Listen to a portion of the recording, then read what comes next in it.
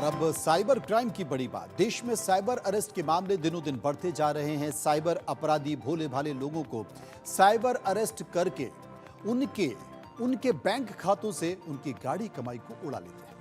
पिछले दिनों लखनऊ की पीजीआई की महिला डॉक्टर से 2.8 करोड़ रुपए यानी कि 2 करोड़ 80 लाख रुपए की ठगी हुई।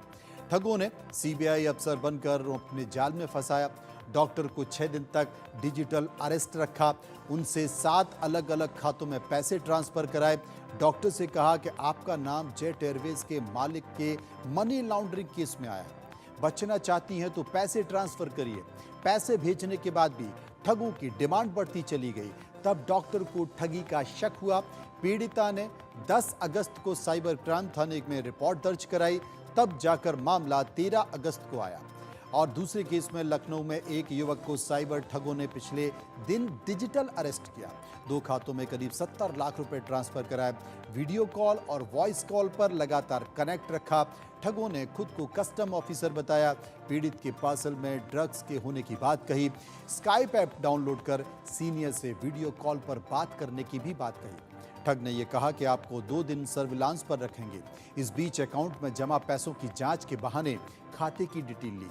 3 अगस्त को 23 लाख रुपए और 5 अगस्त को 40,80,000 रुपए ट्रांसफर करा लिए। ये 2 केस सिर्फ अगस्त महीने यूपी की राजधानी लखनऊ के हैं। जगह और ठगी के तरीके के साथ साथ दोनों मामलों में जो कॉमन बात निकल कर आई है वो आई है डिजिटल अरेस्ट। अब सवाल होता है कि डिजिटल अरेस्ट क्या है। साइबर एक्सपर्ट इसे कानूनी तौर पर कोई शब्द नहीं बताते। हालांकि ये साइबर अपराधियों के लिए एक नया तरीका बन गया है। इसमें अपराधी पीड़ित को डराता है, लालच देता है या फिर किसी दूसरे बहाने से वीडियो या ऑडियो कॉल पर जोड़े रखता है। डर और लालच दिखाकर कुछ घंटे या फिर हफ्तों तक कैमरे के सामने रखा जाता है। ग्राफिक से समझिए, क्योंकि आप अगर इन चीज़ों को अपने जहन में, दिमाग में बैठा लेंगे तो हो सकता है कि आप इस तरह की घटना से बच सकें। इसलिए मैं आपको ये तमाम सारी खबर बता रहा हूँ, बड़े अक्षरों में दिखा रहा हूँ, बड़े फॉन्ट्स में दिखा रहा हूँ, जिससे कम से कम आपके दिमाग में ये रजिस्टर हो जाए।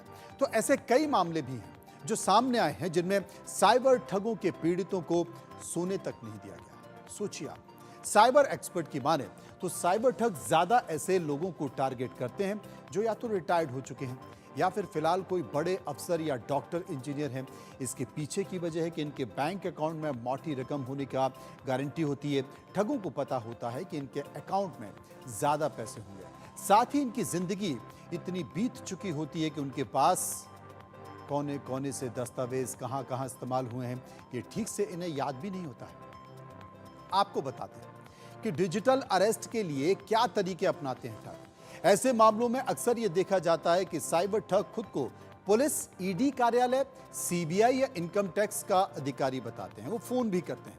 बातचीत के लिए कुछ कॉमन पैंतरे और बातें करने लगते हैं। पहला तरीका क्या है? पहला तरीका देखिए, आप इन बातों को भी देखते रहिएगा, उससे आपको समझ में आएगा। पहला तरीका है कि साइबर ठग फोन करके कहते हैं कि आपके आधार कार्ड, सिम कार्ड या बैंक अकाउंट का इस्तेमाल गैर कानूनी गतिविधियों के लिए हो रहा है या फिर हुआ है। ऐसे में अगर आप बचना चाहते हैं तो पैसे ट्रांसफर कर दीजिए।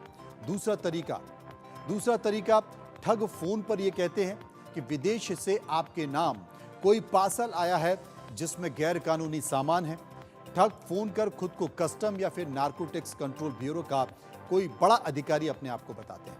सामने वाले इंसान का भरोसा जीतने के लिए वो उनसे जुड़ी जानकारियां बताते हैं। जांच के नाम पर वो अकाउंट नंबर से लेकर संवेदनशील जानकारियां, आधार कार्ड नंबर, कई सारी चीजें निकलवाते हैं। तीसरा तरीका, इसमें साइबर ठग बेटा या बेटी या फिर किसी नजदीकी रिश्तेदार का नाम इस्तेमाल करते हैं। फोन करके कहते हैं कि आपका परिवार का कोई सदस्य, बेटा हो, बेटी हो या कोई भी हो, वो गंभीर मामले में फंस गया है। अगर आप इन्हें छुड़ाना चाहते हैं तो पैसे ट्रांसफर कर दीजिए। ऐसे मामलों में कथित किसी बड़े अधिकारी से बात करवाकर पैसे से केस सेटलमेंट की बात करते हैं कि हम आपका केस निपटा देंगे। ठग शिकार बनाने वाले व्यक्ति के बेटा या फिर बेटी का नाम अक्सर इस्तेमाल करते हैं, इसको याद रखिएगा। ऐसे मामलों में जब पीड़ित डर जाता है तो फिर ठग वीडियो कॉल पर जुड़ने के लिए कहते हैं। अगर कोई कॉल पर जुड़ने से मना करता है तो ठग उनके घर पुलिस भेजने की बात करता है। वीडियो कॉल पर जुड़ने पर ठग पहले से तैयारियां करके रखता है। ऐसे अपराधी पहले से थाने का सेटअप, नकली एसपी, दरोगा, नारकोटिक्स और सीबीआई जैसे अधिकारियों से बात कर पीड़ित को पूरी तरह से फंसाने की कोशिश करता है। अब आपको बताते हैं कि साइबर ठग कैसे तय करता है कि वो अपना शिकार है। साइबर एक्सपर्ट बताते हैं कि डिजिटल अरेस्ट करने वाली गैंग रिटायर अफसरों, डॉक्टर्स, शिक्षकों और इंजीनियर्स का डेटा खरीदते हैं। ऐसे डेटा डार्क वेब पर आसानी से उपलब्ध होता है। साइबर अपराधी यहां से अपने टारगेट ग्रुप का डेटा खरीदते हैं। उदाहरण के लिए कि बैंक की डिटेल मिलने पर वो लोगों को फोन करते हैं और उन्हें उनके खाते की ही जानकारी देते हैं। भरोसा जीतने के लिए सेविंग्स अकाउंट से लेकर एफडी तक में जमा राशि की पूरी डिटेल वो आपको बताते हैं। मामला असली लगे इसके लिए वो जिले के प्रशासनिक अधिकारियों के नाम का भी इस्तेमाल करते हैं। अब आपको बताते हैं कि साइबर अरेस्ट से कैसे बचना चाहिए।